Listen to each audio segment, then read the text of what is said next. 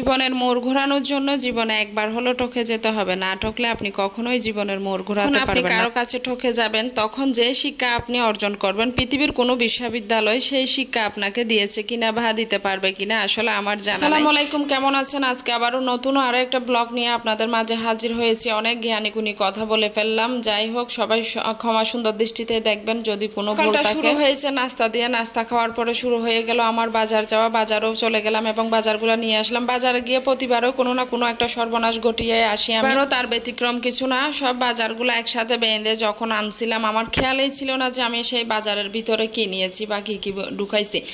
পরিশেষে দেখি আমি ওখানের ভিতরে ডিমগুলো আমি আগে বের করার উচিত ছিল। আমি গরমের মধ্যে বাসাতে ঢুকে মাত্রই কিন্তু একদম বাজারের যে থলিটা ধাম করে রাখি এবং রাখার সাথে সাথে দেখি সবগুলা ডিমের মধ্যে কয়েকটা ডিম ভেঙে গেছে। আসলে কিছু বলার ভাষা নাই, একজন মানুষ কয় দিকে যেতে পারে। এটাও শুনতে শুনতে অনেকে নাকি ব্যতীত হয়ে গেছে। কমেন্টের মধ্যে অনেক কথা এসে বলে ফেলে, একা মানুষ তো একা বলবো না, আমি কি দুইজন বলবো, চারজন বলবো, পাঁচজন বলবো। বলে ওকে নিয়ে যারা সমালোচনা করেন তাদেরকে এইটুকু বলে রাখবো, আপনার পরিস্থিতি যেন আমার মতো যেন আপনার পরিস্থিতিটা না হয়, ঠিক আছে? কারণ কাউকে নিয়ে কোনো কটু কথা বা সমালোচনা করার আগে তার জায়গায় নিজেকে একবার ভাববেন, তাহলে দেখবেন আপনার আর ওইটুকু বলার বা কাউকে কিছু বলার ইচ্ছেও থাকবে না। আমি আমার ছেলের কাছে কতটুকু বেস্ট মা হইতে পারছি সেটা আসলে আমি জানি না, ভাই সেটা দেখারও খুব একটা সময় হয়ে ওঠে না আমার। কারণ তার জন্মের পর থেকে আমার জীবন এবং তার জীবন দুটোটা জীবনেই কিন্তু দুর্বিষহ, এবং আমাদের জীবনে যে অন্ধকার বা কালো রাত্রির মতো একটা সময় চলে গেছে সেটার কথা আপনারা কম বেশি আমি যতটুকু শেয়ার করেছি,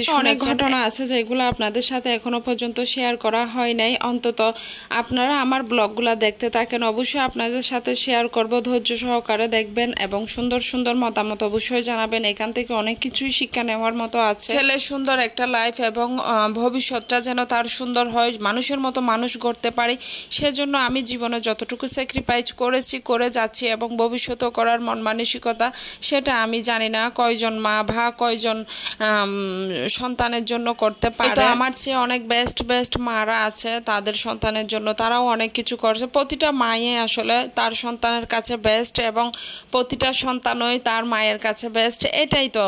এখানে কোনো ভেদাভেদ নাই, কোনো তফাৎ নাই। মা তো মায়ের তুলনা কারোর সাথেই করা যায় না। কষ্টটা সবসময় একটু বেশি ছিল, কারণ হচ্ছে তার বাবা তাকে ছোটবেলায় রেখে যাওয়ার পরেই হচ্ছে আমার জীবনে যে দুর্বিষহ, শ্বশুর বাড়ি, বাবার বাড়ি বা আত্মীয় স্বজন সব জায়গায় আমাকে একটা কথা খুব বেশি শুনতে হতো, সেটা হচ্ছে আমাকে দেখবে সবাই, আমার সন্তানকে দেখবে না, আমার সন্তানকে খাওয়াবে না, আমাকে খাওয়াবে, আমি কাজ করে খেতে পারবো বাট আমার সন্তানকে কেউ খাওয়াবে না, ভাত দিবে না। ভাই সন্তান মানে এই সন্তানকে নিয়ে আমি যেই কষ্ট বা যেই অপমান, যেই ক্ষতিগ্রস্ত হয়েছি মানসিকভাবে, সেটা আসলে বলে বোঝানো সম্ভব না। এইটুকু বলবো যে কোনো আত্মীয় স্বজন বলেন বা সেটা শ্বশুর বাড়ির হোক, সেটা বাবার বাড়ির হোক, সেটা আদার্স যে কোনো পার্সন হোক, কারো বাড়িতেই না যেতাম না। কারণ হচ্ছে আমার ছেলেকে যে দেখতে পারবে না বা আমার ছেলেকে যার কাছে মনে হবে ভোজা, যারা আমার ছেলেকে পছন্দ করবে না, এক কথায় আমি আমার জীবনের অনেকগুলা সময় আমি অনেক আত্মীয় স্বজন বা আমার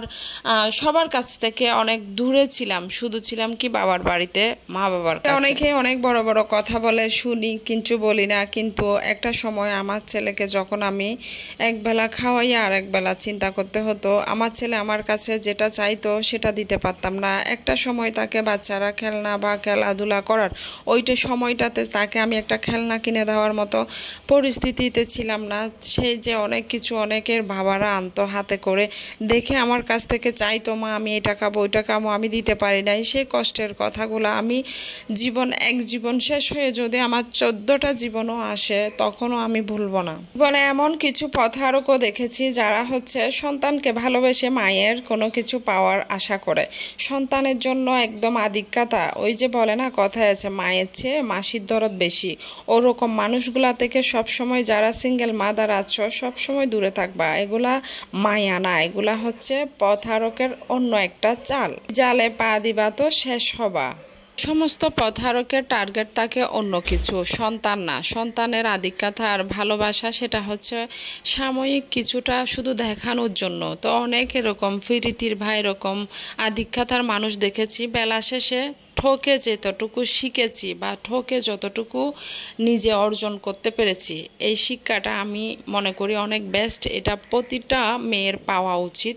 যদিও ঠকে যাওয়ার আগেই শিক্ষাটা নিয়েন, ঠকে যাওয়ার পরে শিক্ষা নিলেও আপনি ঠকে যাওয়া মানে অনেক কিছুই হারাবেন। তো ভালো থাকেন, আল্লাহ হাফেজ।